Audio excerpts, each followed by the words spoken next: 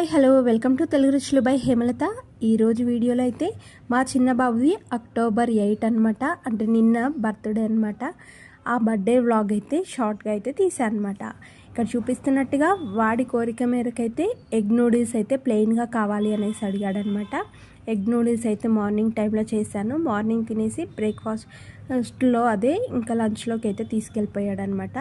రెగ్యులర్గా చేయను, అప్పుడప్పుడు చేస్తాను అనమాట. అయితే ఎగ్ నూడిల్స్ మంచిగా వెజిటేబుల్స్, క్యాబేజ్, క్యారెట్ వేసుకొని ఎలా చేసుకోవాలనేది నేను ఆల్రెడీ వీడియో చేసి పెట్టాను.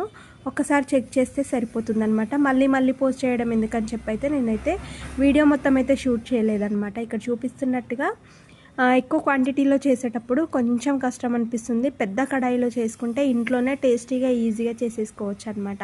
ఆ వీడియో మన ఛానల్లో ఉంది, ఒకసారి చూసేయండి మరి.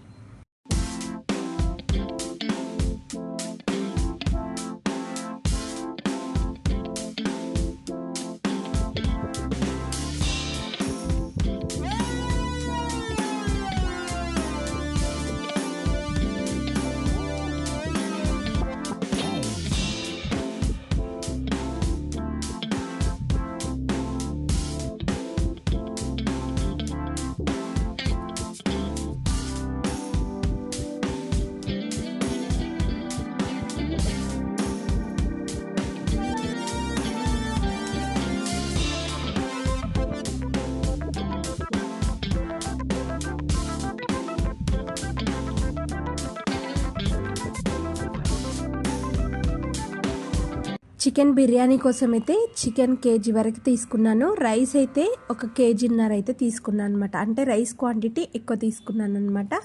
అయితే చికెన్ బిర్యానీ, నూడిల్స్ అన్నీ కూడా నేను ఆల్రెడీ వీడియో పోస్ట్ చేసి పెట్టేశాను యూట్యూబ్ ఛానల్లో. కాబట్టి నేనైతే వీడియోస్ అన్నీ ఏమి షూట్ చేయలేదన్నమాట. జస్ట్ చూపిస్తున్నాను ఏమేమి రెసిపీస్ వాడికి ఇష్టమైనవి చేశానన్నది. అయితే ఎండ్ వరకు చూస్తే మేము ఎలా సెలబ్రేట్ చేసామో బర్త్డే సెలబ్రేషన్ అన్నది సింపుల్గా చూపించేస్తాను, చూసేయండి మరి.